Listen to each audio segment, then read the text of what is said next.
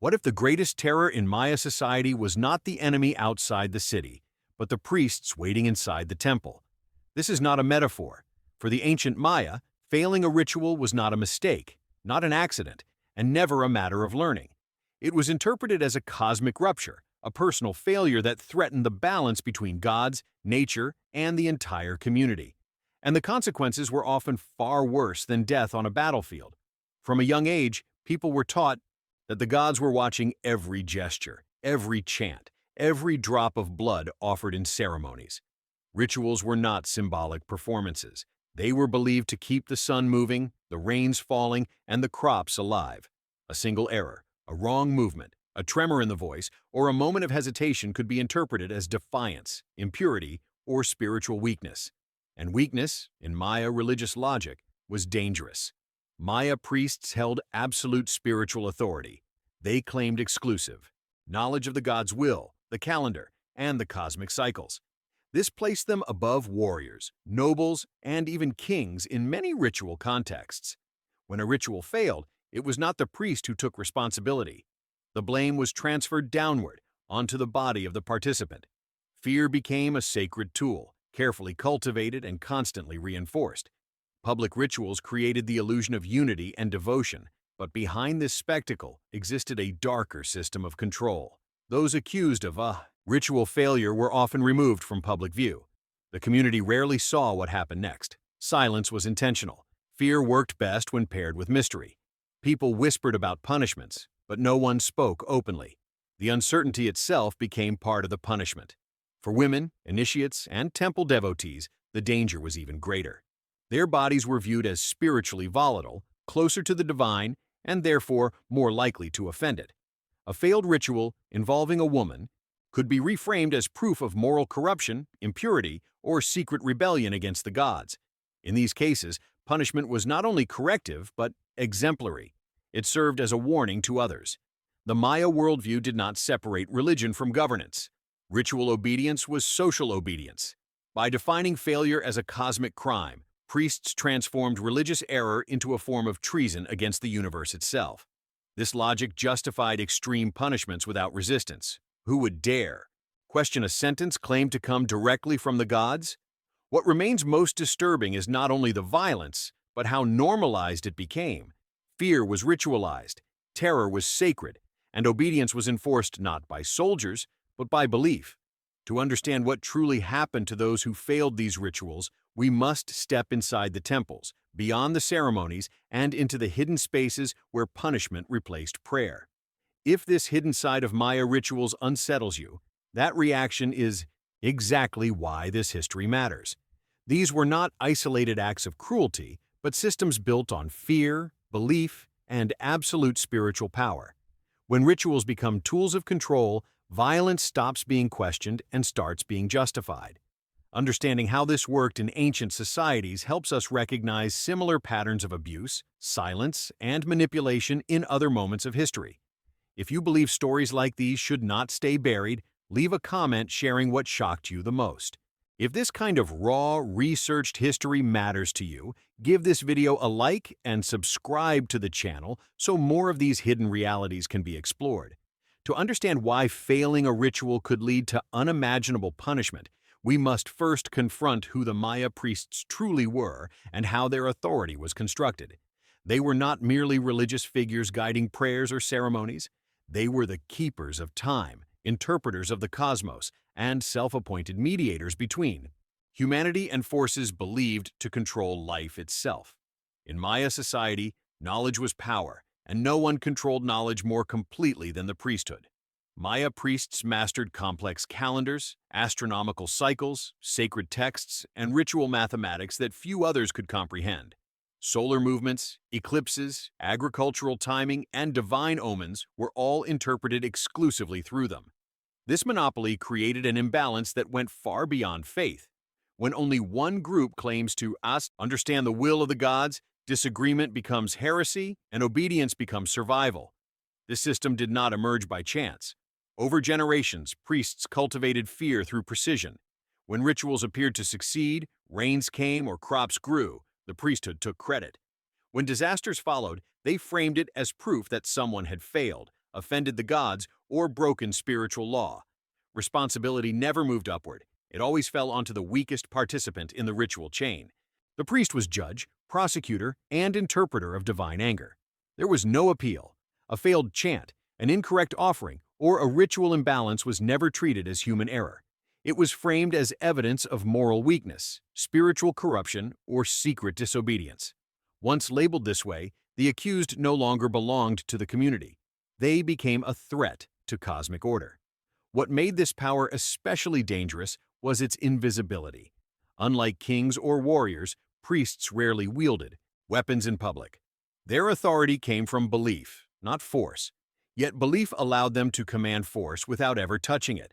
Once a judgment was pronounced in the name of the gods, others carried it out. Violence became collective, justified, and unquestioned. Women, young initiates, and temple servants occupied the most vulnerable positions within this hierarchy. They were closer to ritual spaces, but farthest from power. Their presence in sacred contexts made them easy targets when something went wrong. A priest did not need proof. Interpretation was enough. The gods had spoken, and fear ensured compliance. By transforming spiritual knowledge into unchallengeable authority, Maya priests created a system where punishment was inevitable and silence was mandatory. Understanding this structure is essential because it explains how ritual failure became a death sentence and why entire communities accepted horrors they were never allowed to see. In Maya religious logic, blood was not symbolism, it was currency, it was communication, it was proof of obedience. Ritual bloodletting was believed to open portals between worlds, feeding gods who demanded constant nourishment to keep the universe functioning. When blood was offered correctly, balance was preserved. When it was not, catastrophe was expected. This belief transformed ritual precision into a matter of life and death. Participants were taught that their bodies were instruments of cosmic stability. A trembling hand during bloodletting, a delay in pain tolerance, or an incorrect sequence of actions could be interpreted as resistance rather than weakness. Failure was never neutral. It was read as refusal. And refusal, in a society governed by sacred authority, was unforgivable. Ritual obedience extended beyond the ceremony itself. The posture, the silence, the endurance of pain, and even facial expressions were monitored. Suffering was expected. Endurance was praised. Those who cried out, fainted, or showed fear risked being labeled spiritually impure. Pain was not the punishment. Pain was the test. What followed failure was far worse. This is where the meaning of ritual error becomes deeply disturbing. A failed ritual was not corrected. It was investigated.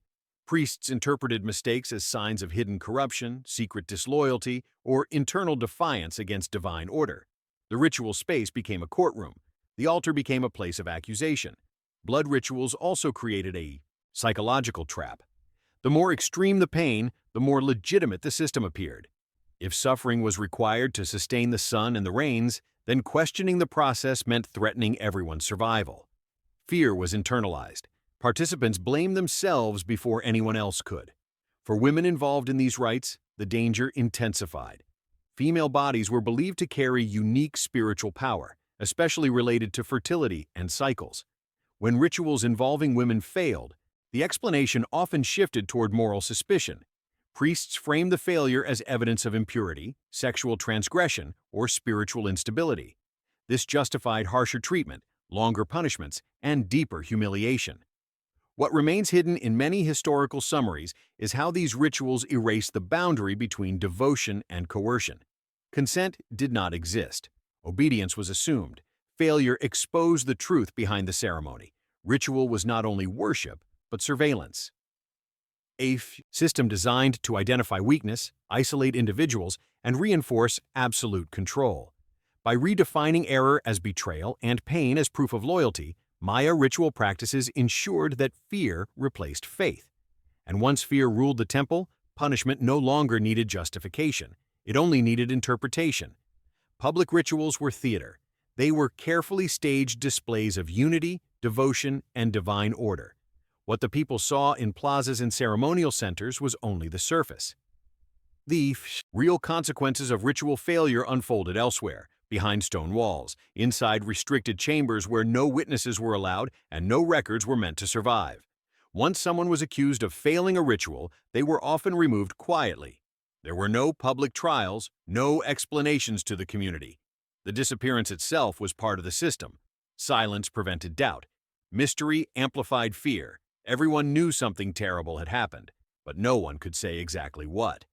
That uncertainty disciplined the entire population more effectively than any public execution. Inside the temples, punishment followed a different logic.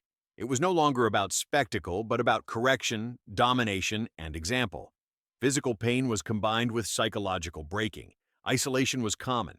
Days or weeks without light, food restrictions, enforced silence, and constant ritual pressure were used to dismantle resistance. Confession was not optional. It was extracted. Priests framed these punishments as acts of purification. Suffering was described as necessary to cleanse spiritual contamination. This language transformed cruelty into obligation. Those administering punishment did not see themselves as executioners. They saw themselves as guardians of cosmic order. That belief removed moral limits. Archaeological evidence and surviving iconography suggest that some punishments involved prolonged bloodletting beyond ritual norms, forced endurance tests, and symbolic degradation meant to strip the accused of identity. Haircutting, body marking, and ritual nudity were used to erase social status. Once stripped of dignity, the individual became easier to control and, if necessary, to destroy. Women subjected to these hidden punishments faced an added layer of violence. Their bodies were treated as sites of moral judgment. Humiliation became ritualized.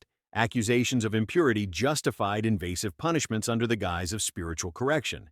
These acts were never meant to be remembered. They were meant to disappear along with the victim. What makes these hidden punishments especially disturbing is how systematically they were removed from public memory. Codices focus on gods, calendars, and kings, not on the bodies broken in silence. The absence of records is not evidence of absence. It is evidence of intentional erasure. By separating ritual spectacle from ritual consequence, Maya religious authorities created a two-layer system of control. One layer inspired awe, the other enforced terror, and because the second layer remained unseen, it became untouchable. No one could challenge what they were never allowed to witness. In the Maya religious system, not all bodies were judged equally. When rituals failed, blame followed a hierarchy of vulnerability, and women, initiates, and temple devotees stood at the very bottom of protection. Their proximity to sacred spaces did not grant them authority. It exposed them. The closer someone was to the ritual core without holding power, the more easily they could be sacrificed to preserve the illusion of divine order. Women occupied a paradoxical position. They were seen as spiritually potent, connected to fertility, cycles, and transformation. Yet that same perceived power made them suspicious. When a ritual failed, priests often interpreted it as evidence that feminine spiritual forces had become unstable or corrupted. This logic allowed punishment to be framed not as cruelty, but as necessary containment of danger. Initiates and young devotees faced a similar fate. They were trained to obey without question, taught that suffering was proof of devotion, and conditioned to internalize guilt. When something went wrong, they were the easiest to accuse. They lacked social standing, political allies, or the authority to defend themselves. Their silence was expected. Their disappearance was tolerated. Inside temple hierarchies, devotion was not rewarded with safety. It increased exposure. Serving the gods meant constant scrutiny. Every gesture, movement, and reaction could be reinterpreted as failure. This environment created permanent anxiety. Fear was not episodic. It was structural. People learned to police themselves before priests ever intervened. For women accused of ritual failure, punishment often extended beyond physical pain. It targeted identity. Accusations of impurity, disobedience, or secret transgression justified humiliation that stripped away social and spiritual legitimacy.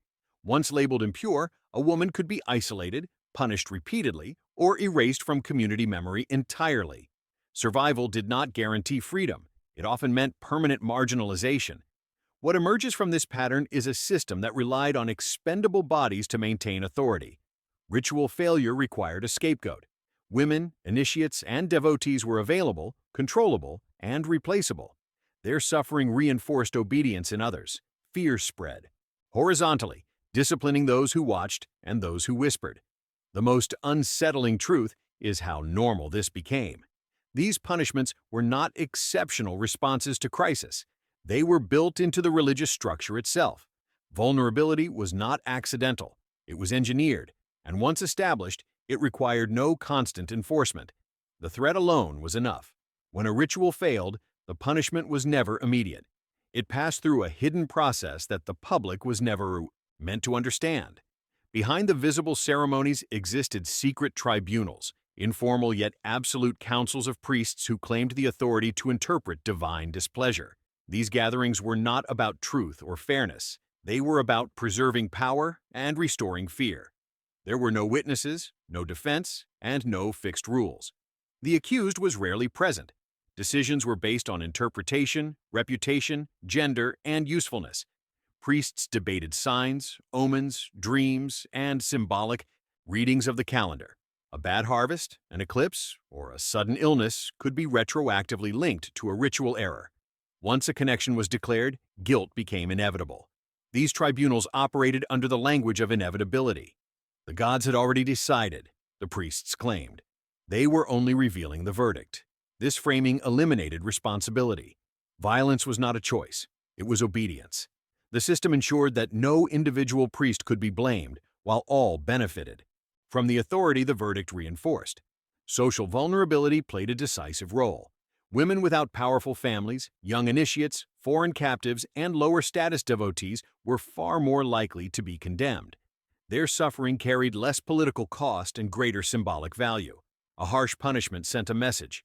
The gods were appeased, order was restored, fear was renewed. What made these tribunals especially effective was secrecy.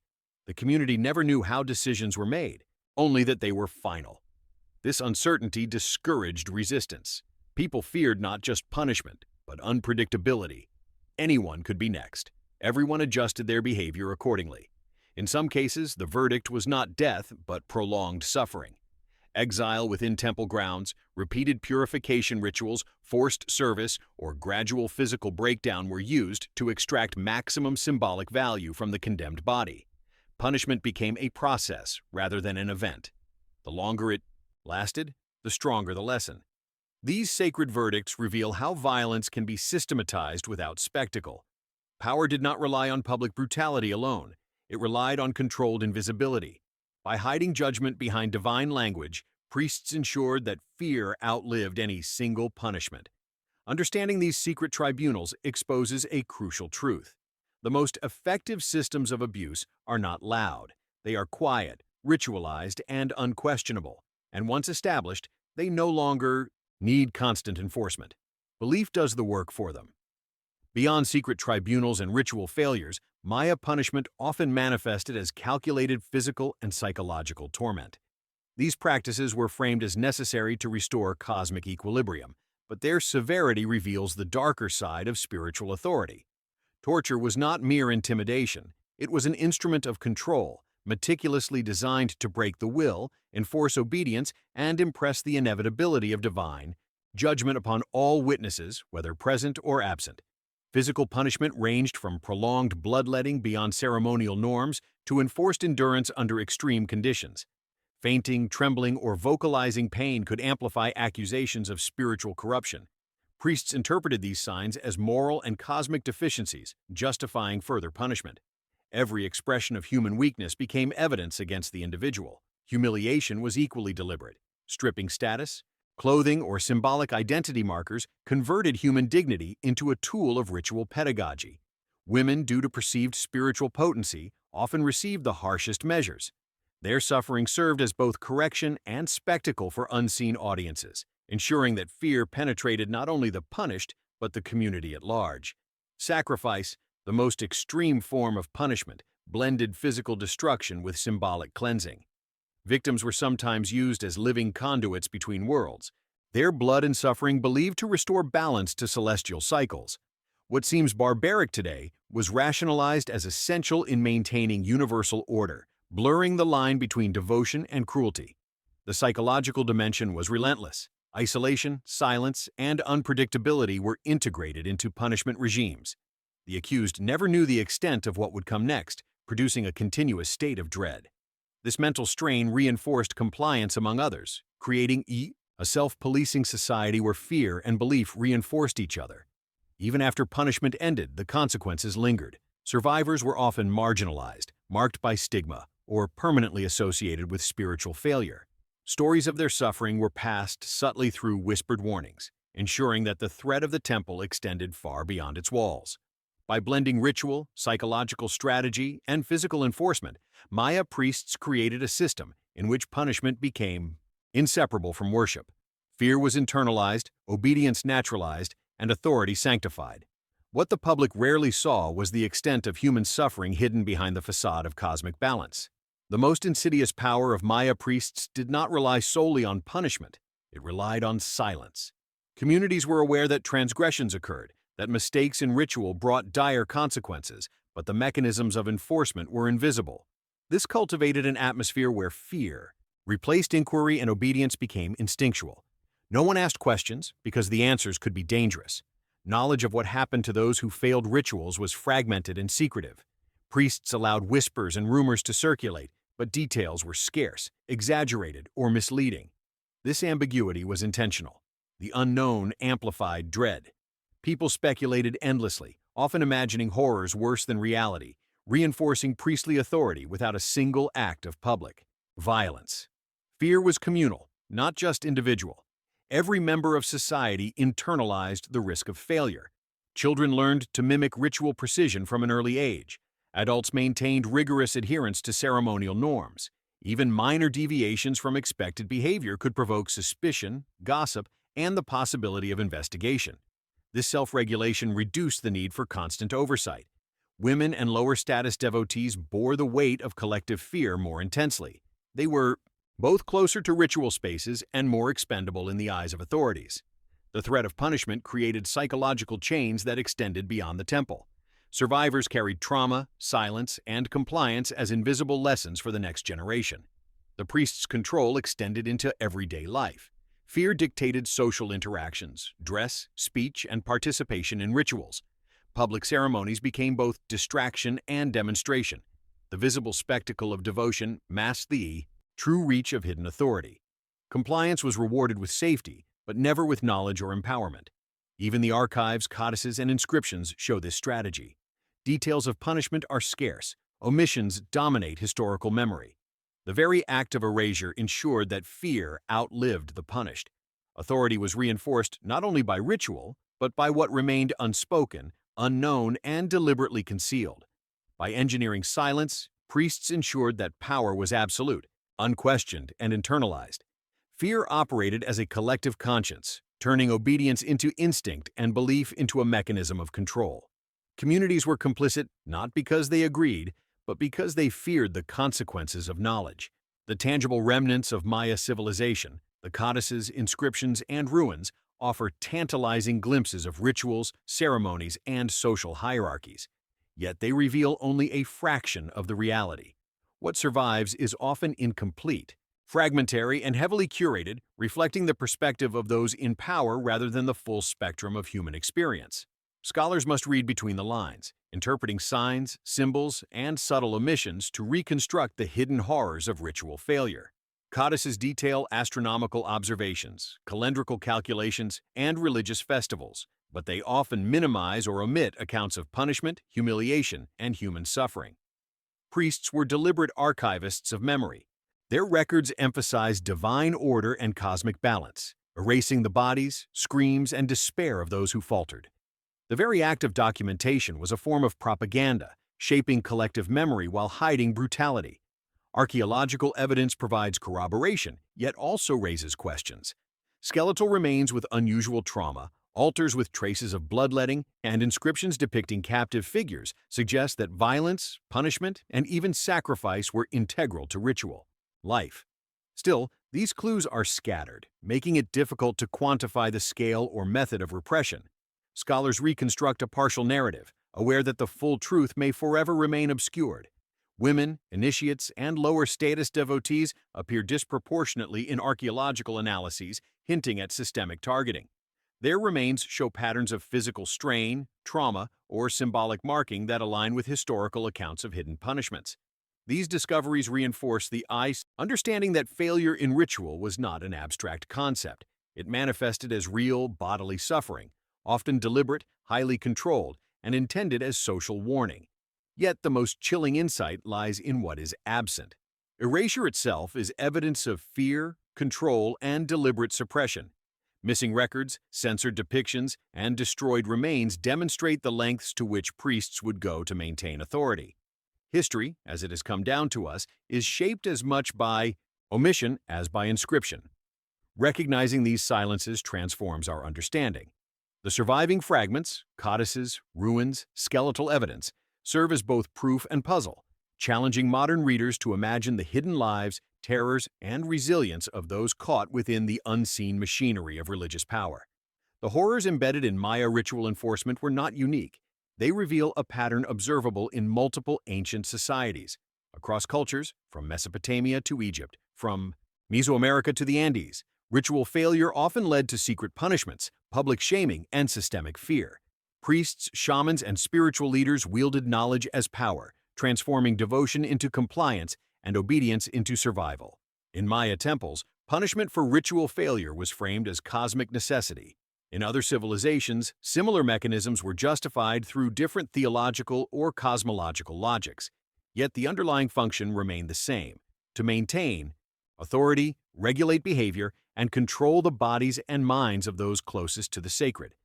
Fear became a ritualized tool, ensuring that deviation from prescribed norms was not only punished, but remembered as a warning. Across these societies, women were disproportionately affected. Their spiritual roles, whether as initiates, prophetesses, or priestesses, made them both indispensable and expendable. Their proximity to ritual knowledge heightened scrutiny and amplified consequences when errors occurred.